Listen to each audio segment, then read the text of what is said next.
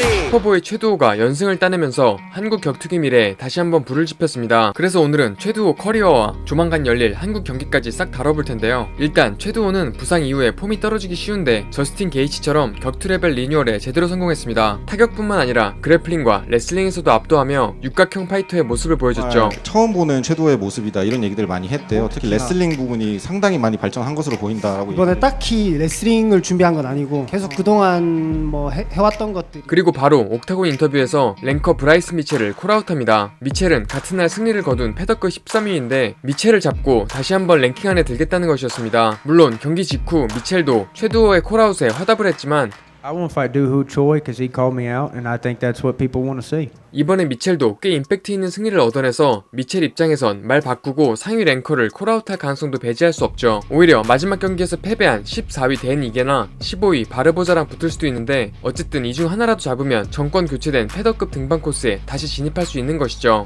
그 구시대 랭킹 11위까지 했었기 때문에 새로운 시대 랭킹에 도전해보고 싶은. 물론 이 코스에는 오르테가나 야이르, 로페즈 같은 맹수들이 있고 심지어 정상에는 토프리아라는 넘사벽 괴물이 있어서 타이틀전을 받을 수 있는지 없는지 판단하기는 아직 시기상조인데요. 애초에 패더급 유망주 3인방으로 오르테가, 야이르와 함께 이름을 올렸던 최두호입니다. 그래플링의 오르테가, 킥의 야이르, 그리고 펀치의 최두호라고 불릴 만큼 찐 펀칭 파워와 재능으로 월클 중에서도 돋보이는 수준이었죠. 그리고 어릴 때는 부산 길거리 통합짱이라는 별명을 얻을 만큼 싸움의 소질을 보였었는데 그렇게 자연스럽게 격투기에 관심을 갖게 되고 부산의 체육관에서 연습을 하기 시작합니다. 그리고 역대급 재능으로 일본 중소 격투기 단체에서 9연승을 찍고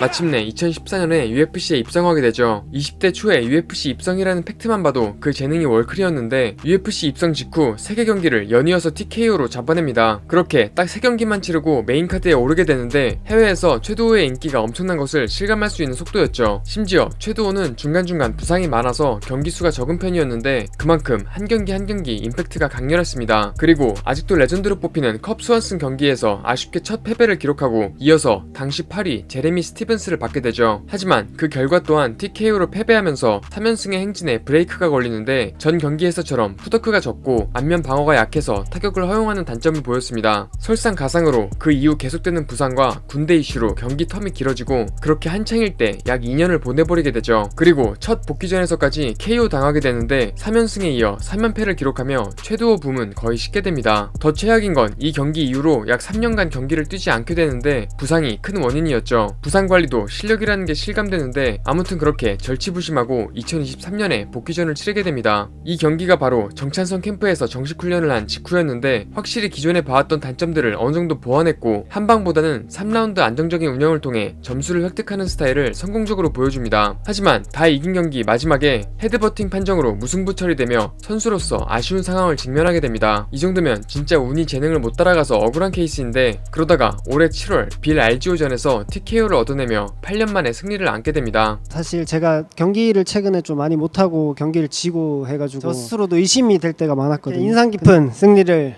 하게 돼서 너무 기쁘고 심지어 전에 알던 최두호보다 훨씬 진화한 모습을 보여줬기에 더 값진 승리였죠. 그리고 그 다음 경기가 바로 이번 네이트 디아즈 아니 랜드베어전이었고 여기서 레프트 어퍼컷을 섞은 다양한 타격 옵션과 수준급의 그래플링을 보여주면서 오히려 전보다도 더 세졌다는 평가를 받고 있습니다. 아직 나이도 33살이라 더 올라갈 수 있는 가능성이 충분한데 이걸 가장 기쁘게 바라보고 있는 사람은 바로 은퇴한 정찬성이었습니다. 할로웨이 전에서 은퇴한 후에 마치 하비비 마카체프를 챙기는 것처럼 최두호를 챙기는 모습이 더 많이 보였죠. 그리고 실제로 정찬성은 이제 한국의 하빕과 같은 태클을 밟고 있습니다. 후계자를 양성하고 자신의 격투기 대회 GFN을 키우고 있기 때문이죠.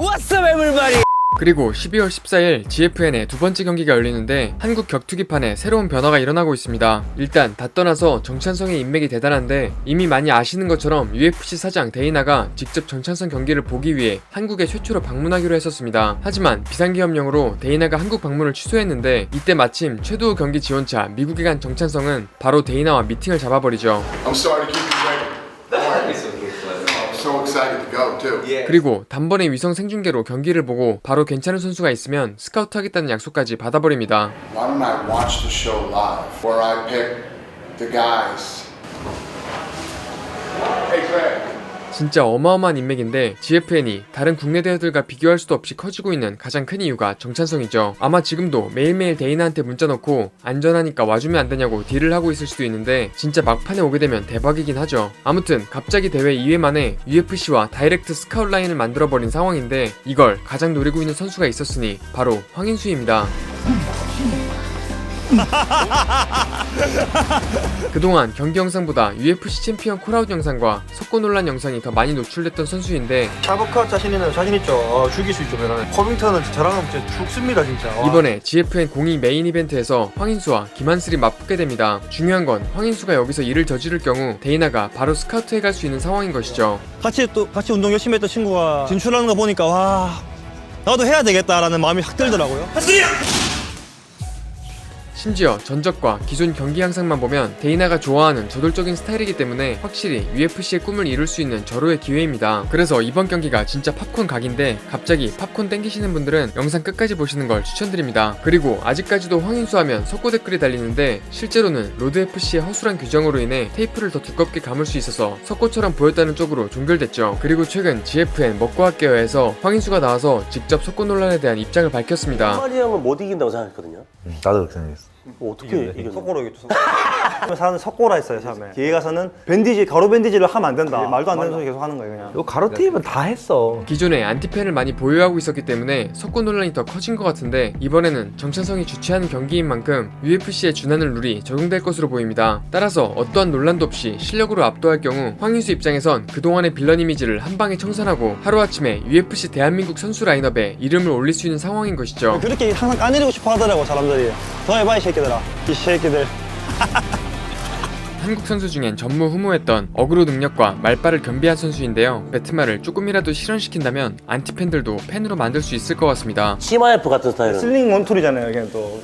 Smash. 그리고 데이나와 정찬성의 우정이 더 깊어지고 있다는 증거가 바로 나보토프 경기입니다. UFC 308 할로웨이 토프리아 인터뷰장에서 갑자기 나타나 영입된 그 선수죠. Please give me chance, Dana. I want to fight in UFC. Please give me. UFC.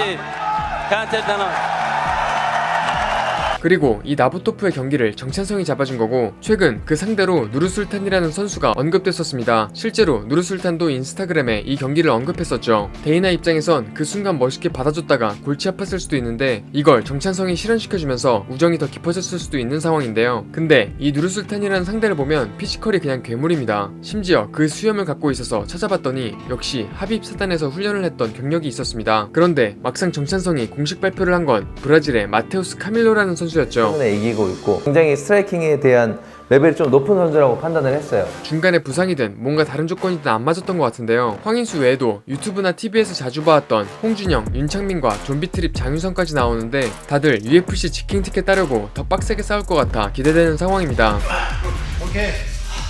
그리고 사실 GFN을 떠나서 고석현뿐만 아니라 스타성을 겸비한 최동훈 그리고 블랙컴뱃으로 국내에서 인지도가 높은 유지수, 유수현까지 조만간 UFC 데뷔 경기를 치를 예정이죠. 그래도 역시 대한민국 최고 아웃풋은 아직까지 코리안 좀비 정찬성인데요. 은퇴 밈으로 국내에선 이상하게 조롱받았지만 개의치 않고 UFC와 한 라인을 개척하면서 국내 격투기판 레벨을 올리는데 가장 큰 기여를 하고 있는 장본인입니다. 점점 갈수록 UFC 한국 지부장 느낌인데 쉬지 않고 유튜브 콘텐츠로 선수들을 발굴하고 GFN 대회를 성공적으로 홍보하면서 지금의 위치까지 온 정찬성입니다. 그리고 14일 GFN에서 누가 UFC에 진출할 수 있을지 기대되는데 그럼 UFC에서 한국의 위상이 아프리카, 브라질, 다게스탄까지는 아니더라도 조지아 정도까지는 올라가길 기대해보며 다음에 또 재밌는 UFC 소식이 있을 때 찾아오겠습니다. 지금까지 넷플릭스의 에리였습니다. 그리고 드디어 오래 기다리신 후식은 바로 팝콘입니다. 극장 카라멜 팝콘에서 소스가 응축돼 있는 그 엑기스 알들만 모아둔 컨셉의 과자로 생활 맥주의 안주로 나왔던 그 팝콘이죠. 영화 볼 때가 아니더라도 맥주 안주로 딱이어서 영상 보느라 배고프신 분들은 한번 먹어보시길 추천드립니다. 10월부터 소개해드렸는데 바로 오리지널 맛은 품절돼서 관심 있으신 분들은 바로 고정 댓글 확인 부탁드립니다. 그럼 지금까지 넷플릭스의 에리였습니다.